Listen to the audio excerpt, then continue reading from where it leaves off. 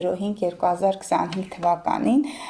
արդեն իսկ անցել է խոյի կենդանակերպ ժամանակավոր, եկել է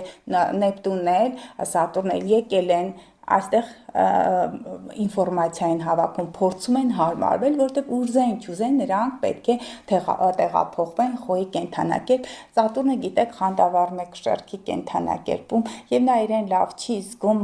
խոյի կենդանակերպում, բայց ուզի չուզի պետք է հարմարվի։ Սատուրնը դաստիարակելու կարմայի ժամանակի մոլորակն է։ Այժմ ժամանակները եկել են, որ Սատուրնը իր ուղումներով փորձի շտկել խոյերի կարման։ Իհարկե այստեղ տարաձայնություններ կարող են լինել, որտեղ Նեպտունն էլ խոյի կենդանակերպում, անասելի զգացմունքներ, զգայություններ, այսպես ռուսերենը չի ասում ощущения, այդպիսի ինչ որ նուրբ իրավիճակներ, փոփոխություններ, որ խոյերի համար անսովոր կլինի։ Եղել է դեպք, որ ինձ դիմեցին խոյի ծնողներից, խոյի կենդանակերպի ազդեցության տակ ծնված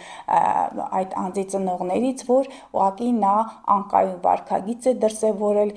շատ է օգտագործում ոգելից խմիչք տուն չի գալիս, անտարբերության է մատնել տան անդամներին եւ ահա այդպիսի դրսևորումներ կարող են լինել, բայց գիտեք սիրելի խոյեր, Սատուրնը չի թողնելու, որ դուք ճանապարհից, ձեր ուղիղ ճանապարհից հեռանա, նա կոտրելու է եւ նա սաստելու է ձեր ողնաշարի, ձեր ոտքերի, ձեր գլխի ատամնաշարի հետ կապված խնդիրներ կարող են առաջանալ, ուստի այնինչ կատարեք, փորձեք լինել ավելի կայուն, խոյի համար կայուն լինելը շատ դժվար է, բայց Սատուրնը հենց այդ կենդանակերպում, հենց խոյերի առաջին տանն է լինելու, նա փորձելու է դաստիարակել եւ ճիշտ ճանապարհի վրա դնել խոյերին, բայց սիրելի հետևորդներ, մենք սեպտեմբերի արդեն իսկ եթե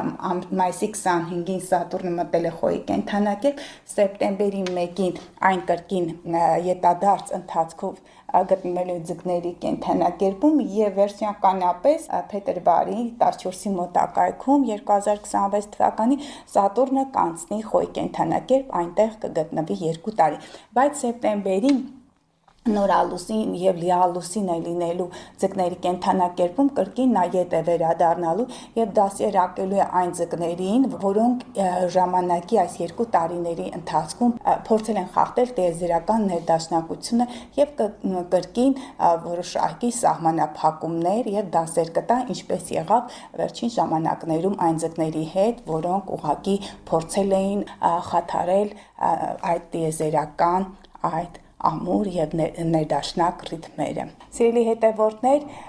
ցանկանում եմ ներկայացնել Սատուրնի այդ մուտքը